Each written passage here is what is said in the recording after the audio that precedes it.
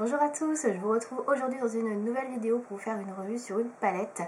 Avant de commencer la vidéo, je tiens à vous préciser qu'il fait super chaud, que j'ai la fenêtre ouverte, donc si vous entendez des bruits d'enfants ou peu importe quel bruit, et ben voilà, je suis désolée parce que il fait super chaud, donc je vais ouvrir la fenêtre. Et voilà. Donc on va parler aujourd'hui de la palette Nabla Cosmetics, la toute dernière, la Secret Palette que j'ai achetée dernièrement sur le site de Colors & Makeup. Donc je l'ai testée depuis quelques jours, quelques semaines et maintenant je vais pouvoir vous en parler enfin et vous donner mon avis. Donc la palette est disponible sur le site de Colors & Makeup au prix de 39,90 €. Moi je l'ai eu à son lancement, donc je l'ai eu à 33 € et quelques je crois, donc j'ai dû avoir 6 € je crois de réduction, donc ce qui est plutôt pas mal. Donc sinon j'ai pas gardé le carton d'emballage, d'habitude je le garde, mais là j'ai tellement galéré à sortir la palette que du coup je l'ai pas gardé. Donc là voilà, la palette se présente comme ceci. Le carton d'emballage est très similaire, sauf qu'il n'y a pas les reliefs et il n'y a pas les couleurs sur la palette. Voilà. Donc au niveau du packaging, elle se présente comme toutes les précédentes palettes de chez Nabla, c'est-à-dire qu'elle est dans un petit format qui fait à peu près la taille de la main. Donc pas très grande mais pas non plus super petite. Voilà pour le format. Moi j'aime beaucoup le packaging, je le trouve très très joli.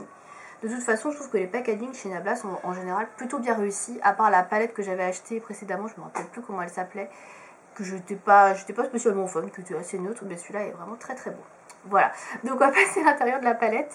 Donc vous avez à l'intérieur un miroir et vous avez les fards à paupières donc, qui se présentent comme ceci. Alors attendez, je nettoie un peu parce que j'ai tout dégoulassé, voilà. Donc voilà, vous avez les fards à paupières qui se présentent comme ceci. Donc vous avez 15 fards à paupières, vous avez les noms en dessous, il n'y a pas de pinceau, pas de base, rien, vous avez que les fards. Voilà, donc les fards sont assez petits, mais bon, ma foi, quand on a plein de palettes comme moi, c'est pas très gênant. Au niveau du grammage de fards, j'essaie de vous dire si je trouve... on est sur 13 grammes en tout, mais après je sais pas exactement sur les fards individuels. Je pense que ça devait être écrit sur le packaging cartonné, mais je ne l'ai pas gardé, donc désolée. Voilà, I'm sorry. Donc on va se concentrer sur la palette. Donc comme vous pouvez le voir, il y a quand même une belle mixité de couleurs. Vous avez à la fois des couleurs nude, vous avez des couleurs dans les tons rosés et vous avez également des couleurs vert et bleu qui rajoutent un peu plus de fun à la palette. Donc c'est une palette qui est assez diversifiée je trouve, et il y a vraiment pas mal de choix au niveau des teintes, autant sur des couleurs un peu plus basiques, neutres, et sur des couleurs un peu plus foncées, estivales. C'est une palette qui est pour ma part je trouve plutôt bien, comment dire, bien varié. Voilà, on va y arriver. Je vais avoir du mal avec la chaleur aujourd'hui, hein, je le sens. Donc, au niveau des textures de fards, alors on a des fards mat et des fards irisés. Alors, j'ai pas compté exactement, j'ai bien fait mon boulot. Donc, des fards mat, il y en a 1, 2, 3, 4, 5, 6. Il y a 6 fards mat. Voilà, après vous avez des fards qui sont très irisés et vous avez un fard de topping, je crois que, non, il y en a peut-être deux. Alors il y a ce fard là qui est le Play Art, qui est un fard de topping qui s'utilise par dessus un autre, vous allez voir. Donc là il a l'air comme ça, mais en fait vous allez voir qu'il n'est pas très opaque. Voilà, je pense qu'on voit bien. Et c'est un fard qui est très brillant et en fait ça s'utilise très très bien au-dessus d'un autre fard à paupières, c'est ce que j'ai fait.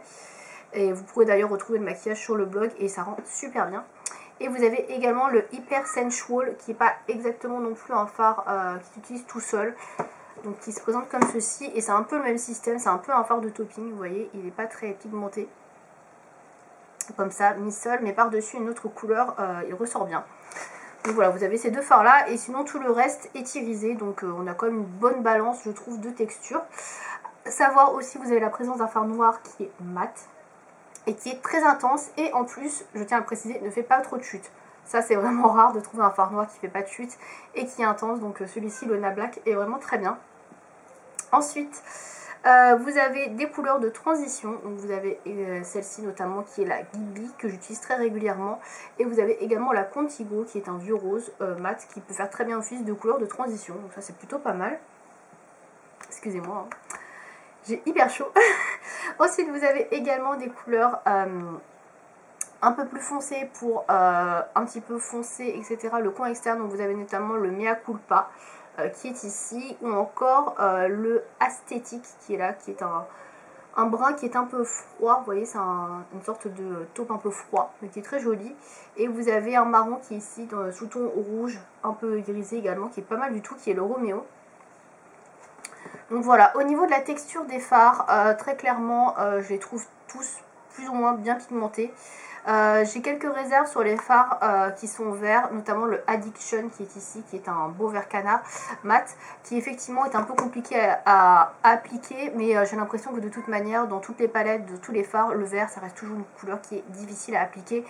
Donc bon, voilà, il est quand même bien pigmenté, mais je pense qu'on peut trouver plus pigmenté, plus facile à travailler ailleurs, mais bon, ça c'est mon point de vue, voilà. Autre point positif, alors je vais passer au point positif du coup. Donc les points positifs, donc je disais, il y a une grande variété de couleurs. Je pense qu'on peut réaliser des maquillages qui sont à la fois nude, assez discrets, et des maquillages plus colorés. Donc on peut soit taper dans la dernière rangée où on est vraiment dans le nude, soit taper dans la première rangée où on est plus dans le côté rosé, etc. Ou alors on tape directement dans la deuxième rangée où là on est vraiment dans quelque chose de plus coloré et de plus foncé. Néanmoins je trouve que les couleurs colorées qui ont été choisies dans cette palette sont tout à fait portables, puisqu'on est vraiment sur des couleurs plutôt foncées. On n'est pas sur des choses flashy, néon, le rose, tout ça. Alors le rose qui est ici est quand même assez flash, hein. Moi je trouve, je l'ai déjà utilisé. Je sais pas si vous allez voir vraiment. Donc je l'ai swatché à côté des autres. Il est quand même assez flash, ça fait un petit peu Barbie quand même, c'est un petit peu en rose Barbie, mais bon, pourquoi pas, moi j'aime bien, mais bon après ça plaira peut-être pas à tout le monde. Mais voilà, c'est des couleurs qui sont quand même facilement portables, et si vous êtes pas trop couleur, vous êtes un peu frileux, je pense que cette palette elle peut être pas mal du tout, parce que justement les couleurs choisies sont pas trop fluo, pas trop néon, et ça reste quand même des couleurs qui sont quand même, je trouve, relativement faciles à porter. Voilà, même si c'est coloré, c'est pas non plus des trucs pétants, quoi. Voilà. Dans les points positifs également, les fards se travaillent très très bien entre eux. Vraiment, les fards se blendent bien, s'estompent bien.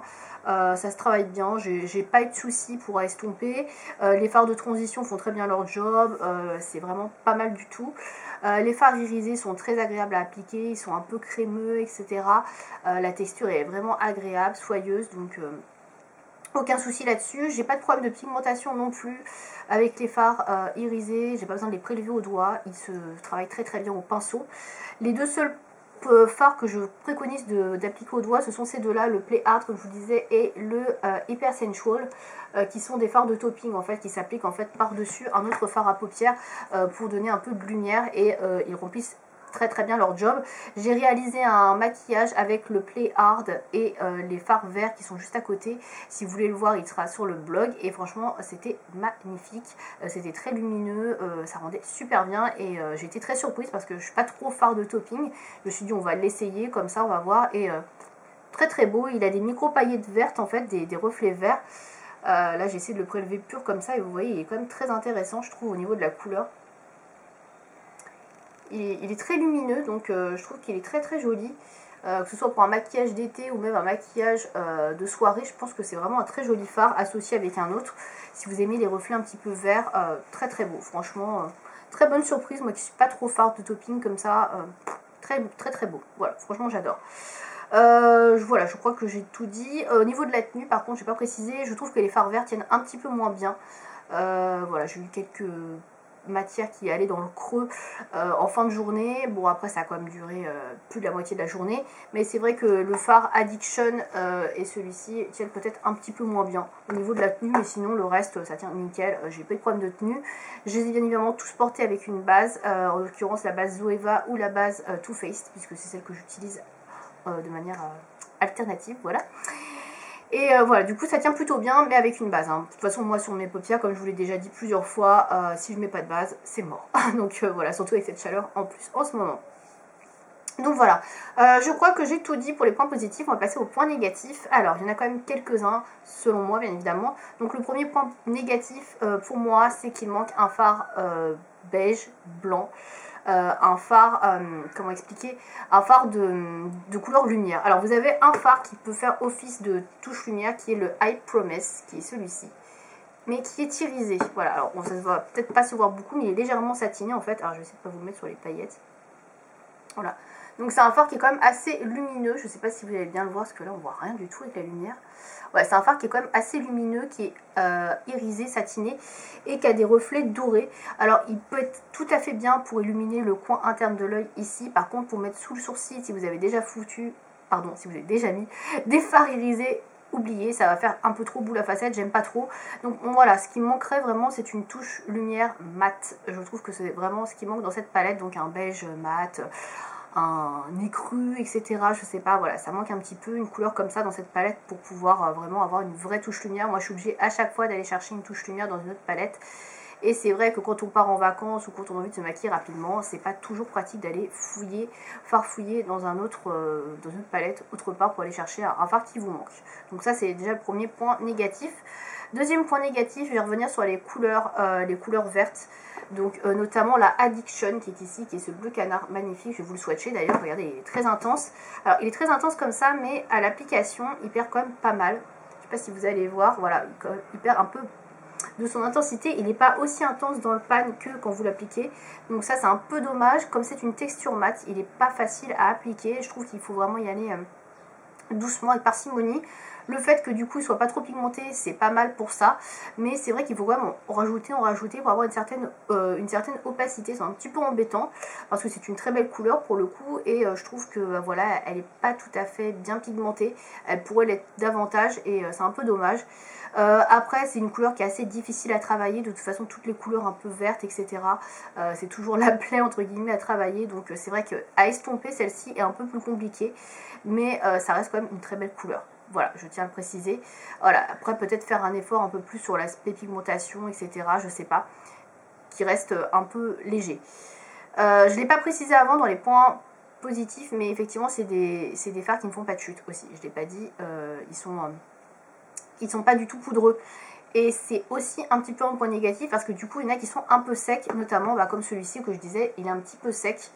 Il y a certains fards qui sont difficiles à prélever. Le Contigo également est pas très facile à estomper. Il est un peu sec également. Voilà, c'est le défaut en fait de faire des fards qui n'ont pas du tout de chute, qui sont pas poudreux. Bah, ils sont des fois un petit peu plus difficiles à estomper et à prélever. Ils sont un peu secs. Voilà, c'est un petit peu l'inconvénient. Voilà. Après j'ai pas énormément d'autres inconvénients très clairement. Moi ce qui me manque vraiment cruellement c'est la touche lumière et le fard qui est un peu difficile à travailler sur certains mats, c'est un petit peu compliqué, notamment les fards verts. Sinon très clairement j'ai pas franchement de points négatifs sur cette palette, je la trouve très très bien construite. Il y a de très jolies couleurs. Peut-être le seul petit bémol, mais vraiment c'est mini et ça me concerne que moi, c'est ce fard bleu là qui est gris. C'est le dernier fard que j'ai utilisé, je savais pas du tout comment l'utiliser parce que je trouve pas qu'il s'accorde avec les autres couleurs. Alors il est magnifique, hein. C'est un magnifique bleu gris, voilà, qui est métallisé un petit peu, il est très très beau. Alors à part le porter en smoky ou alors le mettre en ras de cils, etc., je ne sais pas du tout comment le marier avec les autres couleurs de la palette. J'avoue que c'était un petit peu compliqué. À part le porter seul ou le porter avec un maquillage très très léger, très nude, juste en ras de cils pour avoir un tout petit peu de couleur, j'avoue que celui-ci, voilà, j'aurais peut-être choisi une autre couleur dans la palette, le Fantasize, voilà. Très très joli, hein, porté tout seul, pas de problème, mais je sais pas, j'arrive pas à l'associer avec les autres couleurs, donc ça c'est peut-être un autre petit bémol que j'aurais à rajouter pour cette palette, mais sinon dans l'ensemble j'en ai quand même une très très bonne opinion. Je ne saurais peut-être pas dire qu'elle est du même niveau que la Dreamy que j'avais acheté précédemment, parce que dans la Dreamy il y avait des couleurs que j'adorais, mais il y a certainement plus de couleurs, plus de fards que je vais porter dans celle-ci que dans la Dreamy. Dans la Dreamy il y avait 2-3 que j'aimais pas trop, que je portais pas du tout, et là c'est vrai que tout est facile d'accès je trouve. Voilà, j'ai porté toutes les couleurs sans trop de problème, à part comme je vous disais le gris bleuté et le vert parce que c'est plus long à travailler, mais je le porte quand même très bien et j'adore ce genre de couleurs. Voilà, c'est une palette qui est mieux composée, on va dire, que la Dreamy. Elle est plus variée, il y a plus de teintes, etc. Elle se marie plutôt bien entre elles, alors que la Dreamy, on était vraiment autour d'une même harmonie et peut-être un petit peu plus du ton sur ton, voilà, comme je dirais. Donc voilà, en tout cas si vous cherchez une palette Nabla, je vous la conseille, elle est très bien, très jolie. Si vous voulez de la couleur sans avoir trop de trucs flashy et vous voulez vous y mettre doucement, elle est extrêmement bien pour ça également. Elle est assez accessible, elle est à 40 €, donc 39,90 chez Colors on Makeup. Il y a toujours possibilité d'avoir des petits codes promo, etc. Donc je pense que vous pouvez la trouver un peu moins chère. Et voilà, moi je la trouve très bien, elle est assez compacte, les fards sont de bonne qualité, franchement, voilà, je vous la recommande si vous en cherchez une. Celle-ci est pas mal du tout. Je sais pas si je la préfère à la Dreamy. parce que dans la Dreamy j'avais vraiment des couleurs coup de cœur, mais en tout cas les couleurs choisies là-dedans sont vraiment très très belles. Voilà, je pense que j'ai fait le tour de cette revue. Si vous avez des questions par rapport à la palette, n'hésitez pas à me demander dans les commentaires. Si vous l'avez aussi acheté, à me dire ce que vous en pensez. Et si vous avez d'autres palettes Nabla, n'hésitez pas aussi à m'en parler, me dire quelles sont vos favorites. Voilà, j'espère que cette vidéo vous aura plu. À bientôt.